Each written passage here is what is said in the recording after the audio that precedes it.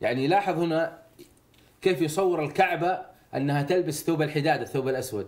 ولاحظ أيضا هنا أنه كيف لم تقدرها عظمة هذا البيت، كأنه يتكلم، والقصائد كلها قديمة في الثمانينات الميلادية، كأنه يتكلم عن حالنا لسببين أنا في نظري كما ذكرنا في الحلقة الماضية، أن أحمد مطر هو ثابت أحمد مطر، ولصحة ونفاذ بصيرة أحمد مطر أنه عرف هذه الأنظمة التي لما سئل عنها ما دور الأنظمة العربية في شعرك قال إن كان لهذه الأنظمة دور فهو دور حمالة الحطب.